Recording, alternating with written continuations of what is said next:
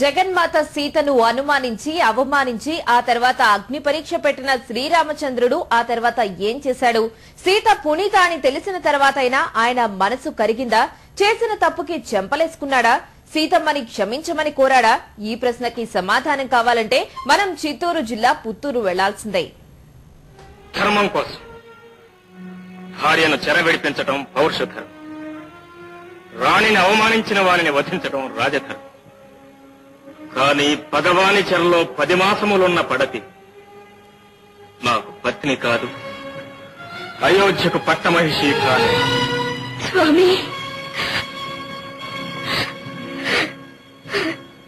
జగన్మాత సీతను అనుమానించి అవమానించి ఆ తర్వాత అగ్ని పరీక్ష పెట్టిన శ్రీరామచంద్రుడు ఏం చేశాడు?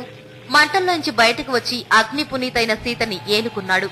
మరి సీత పునీత అని తెలిసి కూడా అగ్ని పరీక్ష పెట్టిన రామయ్యకి ఆ తర్వాతైనా మనసు కరిగిందా? చేసిన తప్పుకి చంపలేసుకున్నాడా? సీతమ్మని క్షమించమని కోరాడా? ఈ ప్రశ్నకి సమాధానం కావాలంటే మనం చిత్తూరు జిల్లా పుత్తూరు వెళ్లాల్సిందే. జగదానంద కారకుడు సీతమ్మకి మాత్రం ఎప్పుడూ కష్టాల ఇచ్చాడు.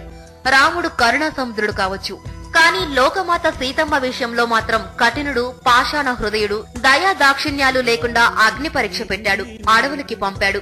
అందుకే ఆ తల్లి ఆఖరణ తన తల్లి భూమాత వడిలోకి వెళ్లిపోయింది.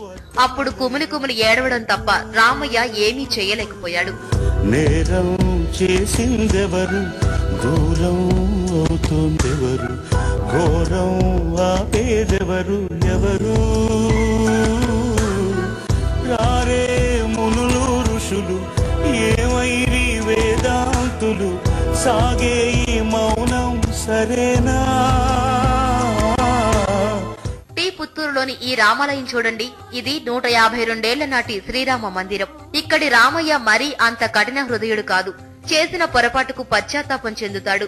ఆవేశంలో అగ్ని పరీక్ష చేయించిన ఆనక అయ్యో రామ అనుకుంటాడు. అప్పుడు అనుమానించినందుకు ఇక్కడి రామయ్య ఇప్పటికీ కుమిలిపోతున్నాడు. ప్రాయశ్చిత్తంగా ఇలా తాను కూడా మంటల్లోకి నడుస్తున్నాడు.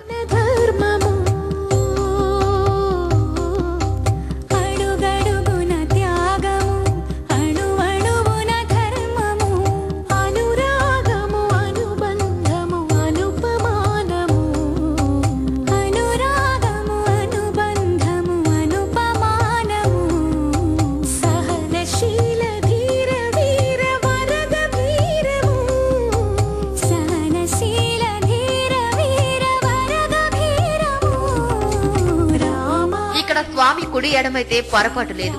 అన్ని చోట్ల సీతమ్మ వారు రామయ్యకి ఎడమ పక్కన ఉంటారు, ఇక్కడ మాత్రం కుడి పక్కన ఉంటారు. అది ఇక్కడి రామయ్య విశిష్టత. ఆనాడు రావణుడు చెరలో అన్నాళ్లున్నందుకు అవమానించిన రామయ్య అదంతా లోకం కోసం అంటూ కవరప్ చేసుకున్నాడు. కానీ చేసిన పనికి ఆయన మనసు కరిగింది. అందుకే ప్రాయశ్చిత్తంగా తాను కూడా అగ్ని ప్రవేశం చేస్తాడు. ఇక్కడ 15 రోజుల పాటు జరిగే ఉత్సవాల్లో రథోత్సవం తర్వాత స్వామివారు అగ్ని ప్రవేశం చేస్తారు.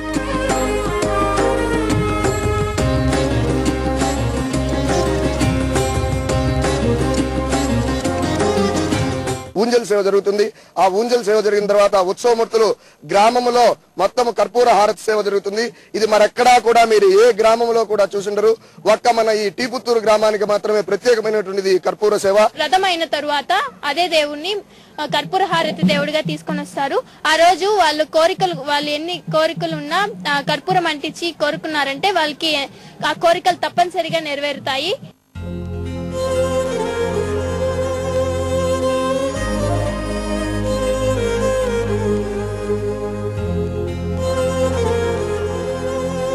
ప్రతి ఇంటి నుంచి తెచ్చిన కర్పూరం కొన్ని కిలోలవుతుంది. రామయ్య మనసు కూడా కర్పూరంలా కరుగుతుంది. అందుకే ప్రాయశ్చిత్తంగా ఈ కర్పూరపు మంటల్లోంచి స్వామి ఊరేగుతారు. మనసున్న మారాజు కనుకనే ఈ రామయ్య ఉత్సవాలకు కర్ణాటక, తమిళనాడు నుంచి కూడా పెద్ద ఎత్తున భక్తులు తరలి వస్తారు.